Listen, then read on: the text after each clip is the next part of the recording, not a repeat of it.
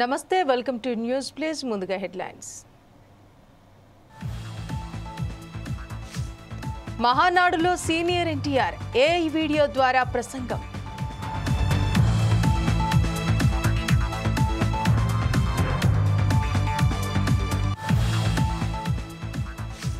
రాజ్యసభ అభ్యర్థిగా కమల్ హాసన్ ఎంఎన్ఎం పార్టీకి కేటాయించిన స్టాలిన్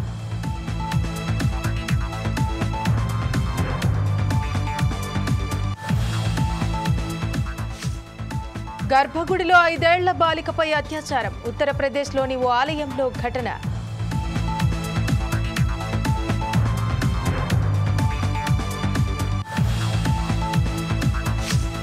తెలుగు రాష్ట్రాల్లో పలుచోట్ల వర్షాలు కొనుగోలు కేంద్రాల్లో తడిసిన ధాన్యం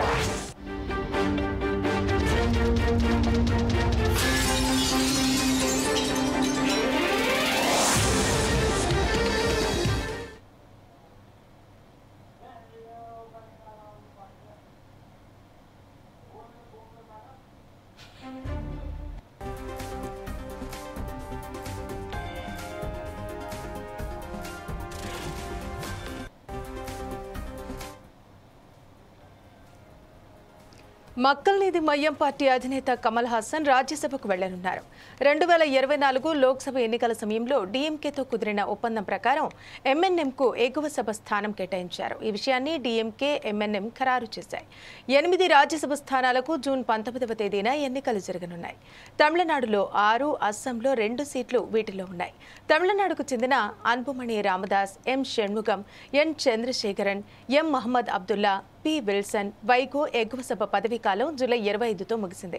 అయితే ప్రస్తుతం ఆ రాష్ట్ర అసెంబ్లీలో డీఎంకేకు 134 మంది ఎమ్మెల్యేలున్నారు.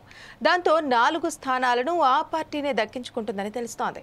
ఇదిలా ఉండగా విపక్ష ఇండియా కూటమిలో ఎంఎన్ఎం భాగం. గతేడాది జరిగిన సార్వత్రిక ఎన్నికల్లో తమిళనాడులో డీఎంకే కాంగ్రెస్ కూటమికి మద్దతు ప్రకటించింది.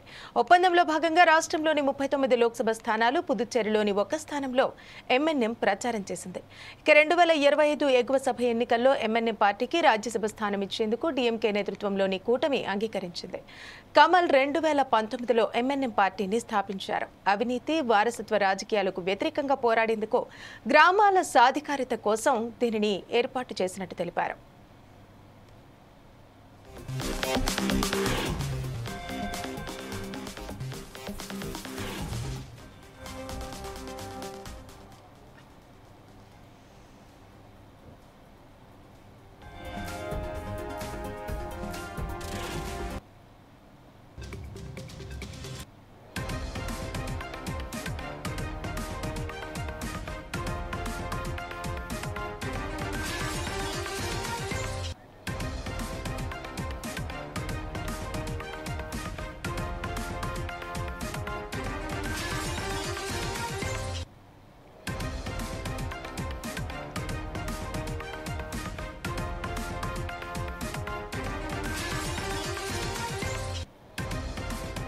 మక్కల్నిధి మయ్యం పార్టీ అధినేత కమల్ హాసన్ రాజ్యసభకు వెళ్లనున్నారు.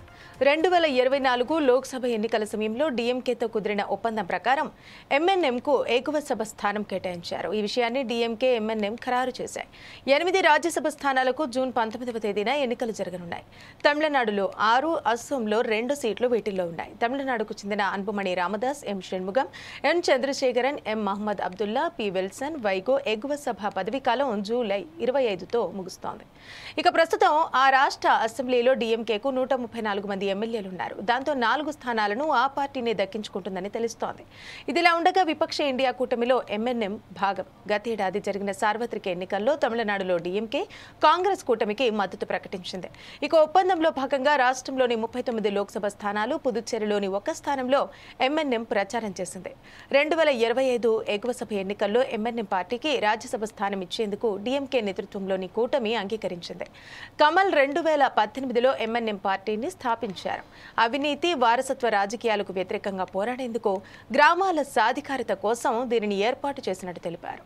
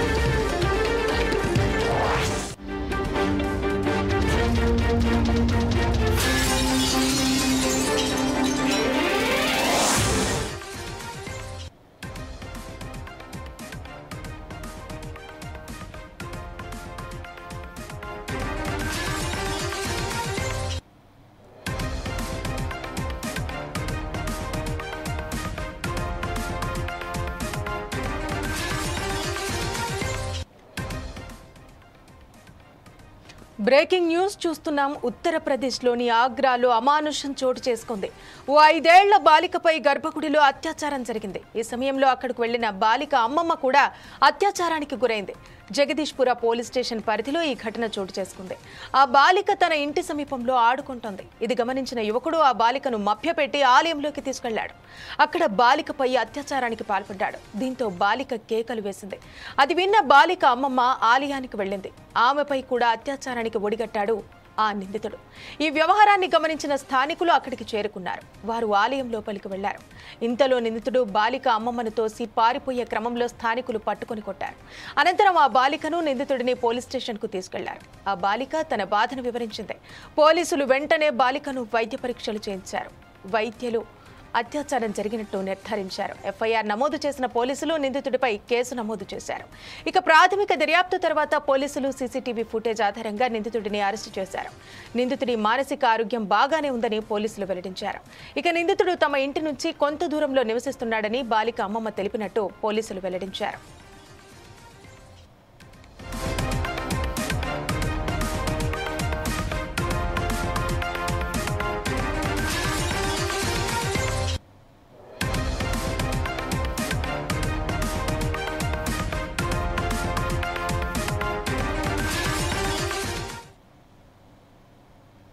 మహానాడులో సీనియర్ ఎన్టీఆర్ ఏఐ ప్రసంగం ఆకట్టుకుంది. తెలుగు రాష్ట్రాలకు టీడీపీ పార్టీ చేసిన సేవలను ఈ వీడియోలో తెలిపారు. ఆనాడు ఎన్టీఆర్ ప్రవేశపెట్టిన పథకాలను చెబుతూ తాజా కూటమి ప్రభుత్వం చేపట్టిన అభివృద్ధి పనులను ఇందులో ప్రస్తావించారు. తన కలలను మనవడు లోకేష్ తీరుస్తున్నాడని ఎన్టీఆర్ చెప్పిన మాటలు హైలైట్గా నిలిచాయి. తెలుగునాట ప్రతి ఇంట నిత్య వసంతాలు చిందాలని ఆకాంక్షించారు. చివరగా సర్వే జన సుఖినో భవంతు అనే మాటలతో ఏఐ వీడియో ముగిసింది.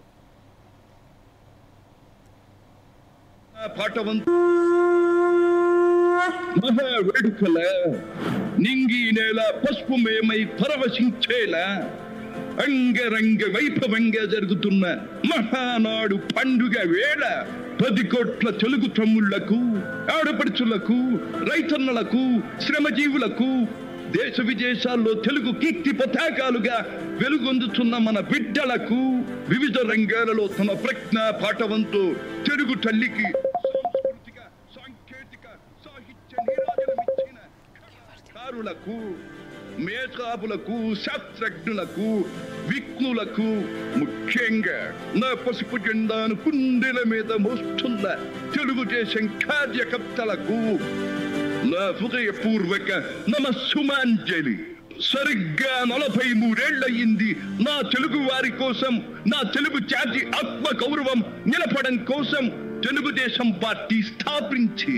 నేను స్థాపించాను అనే కన్నా పుట్టింది అనాలేము.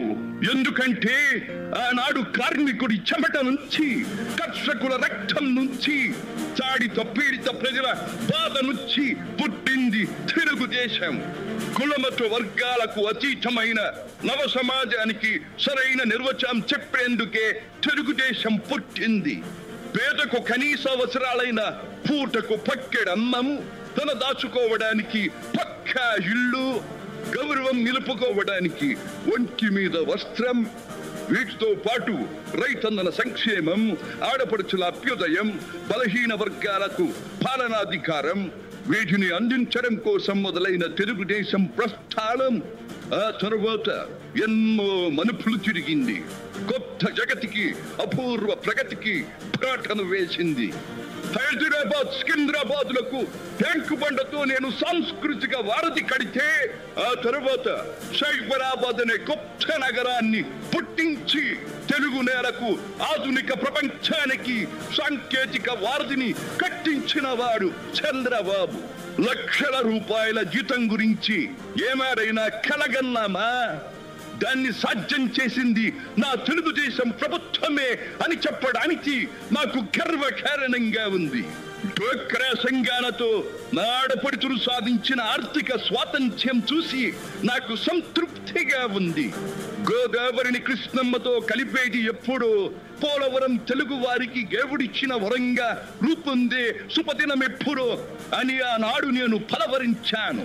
పట్టి సీమతో ఒకటి నెరవేరింది. పోలవరం పూర్తితో మరొకటి ఇంకా 2 ఏళ్లలో నెరవేరబోతోంది. రెక్కలు ముక్కలు చేసుకున్న డొక్క సగం నిండని పేద ప్రజానీకారికి ఇంత ఆదరవు కల్పించడానికే ఆనాడు కిలో 2 రూపాయల బియ్యం పథకం పెట్టాను. అటువంటిది P4 కార్యక్రమంతో పేదకు పేదరికం నుండి విముక్తిని కలిగించి బంగారు కుటుంబంగా తీర్చిదిద్దే చంద్రబాబు ప్రణాళిక అహో అద్భుతం, మహాద్భుతం. శాతవాహన సామ్రాజ్యానికి ఒకప్పటి రాజధాని నగరంగా బాసిల్లిన అమరావతి పేరిట నేడు నిర్మాణం జరుపుకుంటున్న ఆంధ్రుల రాజధాని నగరం దేవేంద్రుడు సైతం అసూయ పడేలా, మయూరి సైతం అప్పుల పడేలా రూపుదిద్దుకోవాలని మనసారా దీవిస్తున్నాను. క్రమశిక్షణాపూరితమైన అభ్యుదయ సమాజ నిర్మాణ శక్తిగా యువతను మలచడం కోసం ఆనాడు నేను కలను కన్నాను.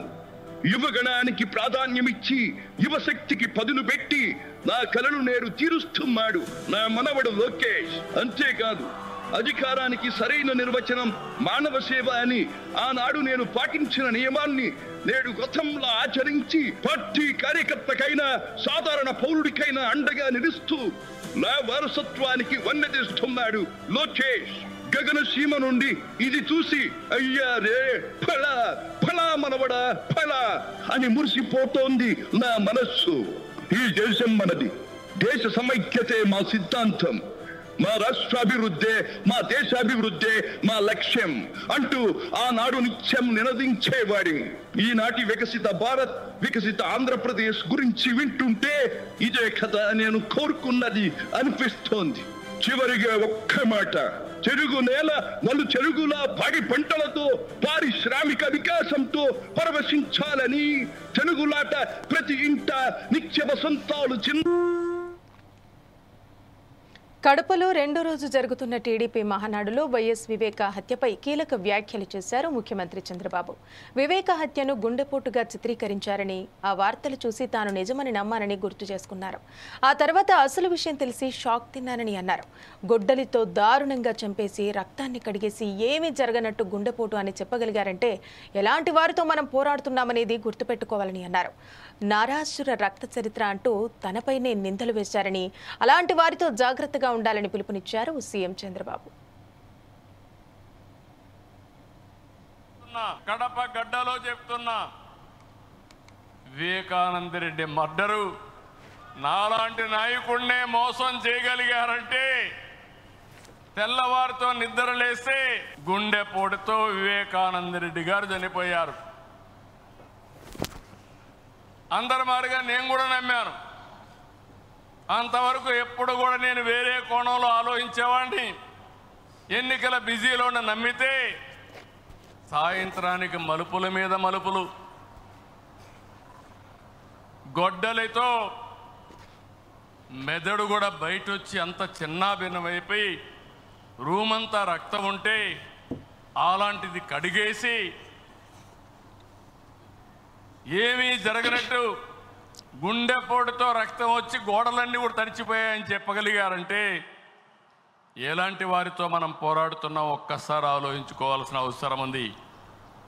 సాయంత్రానికి మలుపులు తిరిగి రెండో రోజున నారాసుర రక్త చరిత్ర నా చేతిలో కత్తి పెట్టి నా మీదనే నెపవేసే పరిస్థితికి వచ్చారంటే కెన్ యూ ఇమాజిన్ అని చెప్పి నేను మిమ్మల్ని అడుగుతున్నా. కడప గడ్డలో చెప్తున్నా, వివేకానంద రెడ్డి మర్డరు నాలాంటి నాయకుడినే మోసం చేయగలిగారంటే తెల్లవారితో నిద్రలేస్తే గుండెపోటుతో వివేకానంద రెడ్డి గారు చనిపోయారు. టీడీపీలో ఉన్న వైసీపీ కోవర్టులు వీరయ్య చౌదరిని హత్య చేశారని అన్నారు సీఎం చంద్రబాబు. కోవర్టులను టీడీపీలోకి పంపి వాళ్ల ద్వారా హత్యలు చేయించి వర్గపోరుతో టీడీపీ వాళ్లు చంపుకుంటున్నారని వైసీపీ ప్రచారం చేస్తోందని ఆరోపించారు. నేరస్తులు కబడ్దార్, మా దగ్గర మీ ఆటలు సాగవు అంటూ ఆయన వార్నింగ్ ఇచ్చారు. వీరయ్య చౌదరి హత్య తర్వాత తాను ఎవ్వరిని నమ్మటం లేదన్న సీఎం కోవర్టుల పట్ల నాయకులు కూడా జాగ్రత్తగా ఉండాలంటూ సూచించారు. సంతనూతలపాడు, పల్నాడు హత్యలు జరిగాయి. హత్యలు జరిగితే నాకు అనుమానం వచ్చింది. ఇప్పుడు నేను ఎవరిని నమ్మడం లేదు. ప్రతి ఒక్క విషయాన్ని కూడా సందేహం పెట్టుకొని మనసులో వేరే విధంగా నేను ఆలోచించి ఎవరు చేశారని ఆలోచించే పరిస్థితికి వచ్చాను. చేస్తే కొంతమంది మన దగ్గరుండి వాళ్లకు కోవర్ట్లుగా పనిచేస్తూ వాళ్ళ ప్రోత్సాహంతో ఇష్టానుసారం హత్యా రాజకీయాలు చేస్తున్నారు. మన చేతితో మన వేలుతో మన కన్ను పొడుచుకొని తద్వారా రెండు పనులు, ఇది తెలుగుదేశం పార్టీ వాళ్ళు వీళ్ళనే చంపుకుంటున్నారు అని చెడ్డ పేరు తేవడం, వాళ్ళ టార్గెట్ని సులభంగా ఎలిమినేట్ చేయడం, ఇది నేరస్తులు చేసే కనికట్టు మాయ. అందుకే చెప్తున్నా, ఎవరైనా సరే మన కార్యకర్తలు కూడా ఇలాంటి తప్పుడు పనులు చేస్తే ఏ కార్యకర్తను కూడా నేను ఉపేక్షించనని మరొక్కసారి మీ అందరికీ విజ్ఞప్తి చేస్తున్నా. మీకందరికీ ఆమోదయోగ్యమైతే గట్టిగా చప్పట్లు కొట్టి మీరు కూడా ఆమోదించండి.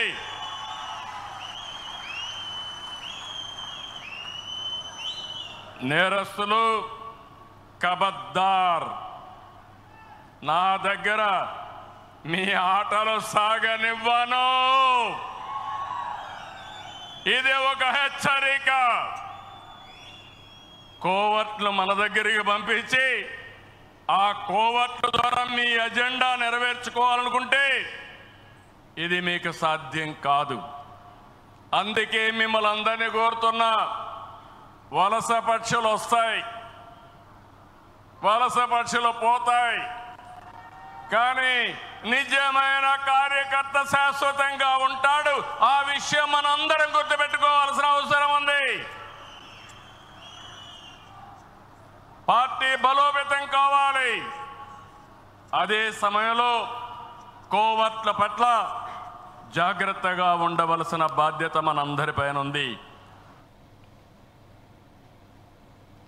అకాల వర్షాలు రైతులకు నష్టాన్ని మిగిల్చాయి. మహబూబాబాద్ జిల్లా కుమ్మరికుంట్లలో తడిసిన ధాన్యంతో రైతులు నిరసన తెలిపారు. కొనుగోలు కేంద్రాల్లో ధాన్యం విక్రయంలో జాప్యం జరిగిందని వారు వాపోతున్నారు. తమ ధాన్యానికి సరైన ధర కల్పించాలంటూ డిమాండ్ చేస్తున్నారు. దంతాలపల్లి సూర్యాపేట రహదారిపై ధాన్యం బస్తాలతో రైతులు ఆందోళన చేశారు. ఇక రైతుల నిరసనను అడ్డుకోవడానికి ప్రయత్నించిన పోలీసుల కాళ్లు మొక్కాడు ఓ రైతు. తమకు న్యాయం చేయాలంటూ ఆవేదన వ్యక్తం చేశాడు. అకాల వర్షంతో నిర్మల్ జిల్లా కాల్వలోని కొనుగోలు కేంద్రంలో భారీ నీరు చేరింది. దీంతో ధాన్యం మొత్తం తడిసిపోయింది. మొలకలు రావడంతో అన్నదాతలు కన్నీరు మున్నీరుగా విలపిస్తున్నారు. ఒడ్లు పోసినాం, రైతులందరం ఐక్యతలో ఒడ్లు పోసినాం. ఒడ్లు అమ్ముడు పోవట్లేవు. 2 నెలల నుంచి ఇట్లే ఉండిపోతానే ఒడ్లు మొలకలు వచ్చినాయి. ఎవరు పట్టించుకున్న పాపానం లేదు. న్యాయం చేయాలని ప్రభుత్వాన్ని కోరుతున్నాం. వెంటనే కాటాలు అయ్యేటట్టు మిల్లర్లకు పర్మిషన్ ఇచ్చి, మాకు మిల్లర్లు నిన్న కానీ మిల్లర్లు మామూలు ఇక్కడ ఎవరు పట్టించుకుంటారు. దగ్గర తీసుకోమంటారు. దూరం పోవాలంటే ట్రాక్టర్ల మీద వేసుకోలేకపోతున్నాం. లారీలు రావట్లేవు. ఒడ్లట్టే ఉన్నాయి.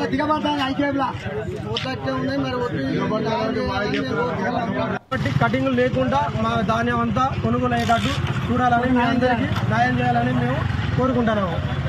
గ్రామం కుమరకుంట దంతలపల్లి మండలం జిల్లా మహబూబాబాద్. మా ఎమ్మెల్యే రామచంద్ర నాయక్ గారు డోర్నకల్ నియోజకవర్గం. అందరూ దీనికి ఇది ఎవరికి ఇబ్బందికరం కాక మా రైతులకు ఇబ్బంది కలగదు. ఇది రాజకీయంగా అనుకూలం కాకుండా ఇది రాజకీయం కాకుండా చూడాలని కోరుకుంటూ అందరికి న్యాయం చేయాలని కోరుతున్నాం. ఒడ్లు పోసినాం, రైతులందరం ఐకేపీలో ఒడ్లు పోసినాం. ఒడ్లు అమ్ముడు పోవట్లేవు. 2 నెలల నుంచి ఇట్లే ఉండిపోతానే ఒడ్లు మొలకలు వచ్చినాయి. ఎవరు పట్టించుకున్న పాపానం లేదు. న్యాయం చేయాలని ప్రభుత్వాన్ని కోరుతున్నాం. వెంటనే కాటాలు అయ్యేటట్టు మిల్లర్లకు పర్మిషన్ ఇచ్చి మాకు మిల్లర్లు నిన్న అని మిల్లర్లు మామూలు ఇక్కడ ఎవరు పట్టించుకుంటారు. దగ్గర తీసుకోమంటారు. దూరం పోవాలంటే ట్రాక్టర్ల మీద వేసుకోలేకపోతున్నాం. లారీలు రావట్లేవు. ఒడ్లట్టే ఉన్నాయి.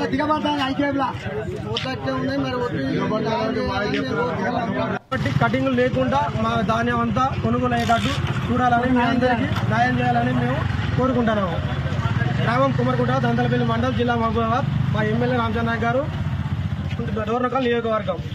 అందరూ దీనికి ఇది ఎవరికి ఇబ్బందికరం కాక మా రైతులకు ఇబ్బంది కలగదు. ఇది రాజకీయంగా అనుకూలం కాకుండా ఇది రాజకీయం కాకుండా చూడాలని కోరుకుంటూ అందరికి న్యాయం చేయాలని కోరుతున్నాం. ఒడ్లు పోసిన రైతులందరం నిన్న రాత్రి హైదరాబాద్లో కురిసిన భారీ వర్షానికి ఓ వ్యక్తి బలైపోయిన ఘటన మేడ్చల్ జిల్లాలో చోటు చేసుకుంది. రెక్కాడితే గాని డొక్కాడని ఓ పేద కుటుంబంలో 2 గంటల సేపు కురిసిన వర్షం ఓ తల్లికి కడుపు కోత మిగిల్చింది. కుత్బుల్లాపూర్లో వెలుగు చూసిన ఈ ఘటన అందరినీ కంటతడి పెట్టిస్తోంది. నిన్న సాయంత్రం నుంచి రాత్రి వరకు కురిసిన భారీ వర్షం ఓ పేదింటి కుటుంబంలో విషాదాన్ని మిగిల్చింది. సుభాష్ నగర్ డివిజన్ సూరారం కాలనీలో నివాసముంటున్న కృష్ణవేణి అనే మహిళ ఇంటిలోకి వర్షపు నీరు చేరింది. అదే సమయంలో ఆమె కుమారుడు పద్మారావు ఇంట్లో నిద్రిస్తున్నాడు. ఇంట్లోకి వర్షం నీరు ఎక్కువగా వస్తుండటంతో కుమారుడిని అతి కష్టం మీద ఇంటి నుంచి బయటకు తీసుకొచ్చింది. అయితే అప్పటికే పద్మారావు మృతి చెందాడు. వర్షపు నీరు మింగటం వల్ల పద్మారావు చనిపోయాడా లేక ఇతర కారణాలు ఏమైనా ఉన్నాయా అన్న కోణంలో పోలీసులు దర్యాప్తు కొనసాగిస్తున్నారు.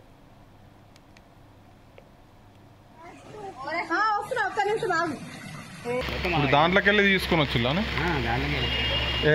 వాళ్ళ అమ్మ గుంజుకొస్తే వీడికెళ్ళి నేను ఎత్తుకొచ్చి అల్లకెళ్ళి మొత్తం వాళ్ళ అమ్మ ఇంట్లోకి వెళ్ళి గుంజుకొచ్చి వస్తే వీడికెళ్ళి నేను ఎత్తుకొచ్చి ఇక్కడ పెట్టా. మీరు తీసుకొచ్చి ఇక్కడ పెట్టిల్లు. అప్పటికి నీళ్ళు మినిగిపోయినాడు. నేను స్ప్రెడ్ చేసిన అంతేనా?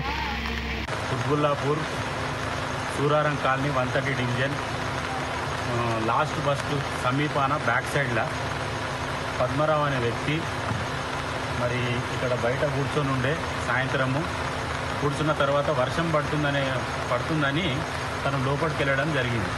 మళ్ళీ లోపలికి పోయిన తర్వాత వర్షం అనేది ఎక్కువ అయింది. మళ్ళీ ఈయనకు ఒక రూమ్ ఉన్నది, వాళ్ళ అమ్మగారికి ఒక కృష్ణవేణి వాళ్ళ అమ్మ పేరు, ఆమెకు ఒక రూమ్ ఉన్నది. మళ్ళీ ఆమె తట్టి లేపి లొవ్వు వర్షం నీళ్ళు ఎక్కువ వస్తున్నాయని లేపుతుంటే ఆయన లేవకపోతే తను ఏం చేసిందంటే తనని నీళ్ళకి వెళ్ళి బయటికి గుంజుకొని రావడం చూసి ఎదురుంగి ఇంట్లో కూడా కొద్దిగా సాయం చేసి తనని తీసుకొచ్చి ఇక్కడ పండబెట్టడం జరిగింది. ఈ పద్మరావు ఎవరైతే చనిపోయాడో తనకి 3 పిల్లలు, భార్య. వాళ్ళు ఇక్కడ ఉండట్లేదు. గత 3-4 సంవత్సరాల నుంచి ఇక్కడ ఉండలేరు. మళ్ళీ పద్మరావుకు ఒక పెద్ద ఉన్నాడు, నరసింహ అని, తను చనిపోయాడు. మరి 2వ ఆయన ప్రవీణ్ అనేటైన ఉన్నాడు, ఆయన చనిపోయాడు. 3వ ఆయన లోవర్ ట్యాంక్ బండ్ దగ్గర అశోక్ అనేటైన ఉన్నాడు, ఆయన ఫోన్ చేసి ఇన్ఫార్మ్ చేసినాం, ఆయన వస్తున్నాడు. మన 4వ ఆయన ప్రదీప్ అనేటైన ఉండే, ఆ ప్రదీప్ అనేటైన కూడా 25 సంవత్సరాల క్రితం ఇంట్లోకి వెళ్ళిపోయాడు, ఇంతవరకు లేడు. మళ్ళీ ఈయన 5వ అతను పద్మరావు అతను, ఈయన డ్రైవర్ ఉద్యోగం చేస్తాడు. 6 నెలల నుంచి ఉద్యోగం అనేది చేయట్లేదు. ఇక్కడ తన భార్య గారు వాళ్ళు ఇక్కడ లేరు, వాళ్ళ అత్తగారింటికి వేరు. దగ్గర 5-6 సంవత్సరాలు అవుతుంది.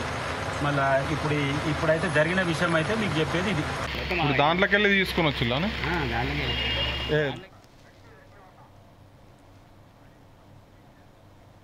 మరిన్ని అప్డేట్స్ కోసం చూస్తూనే ఉండండి 4 Sides TV.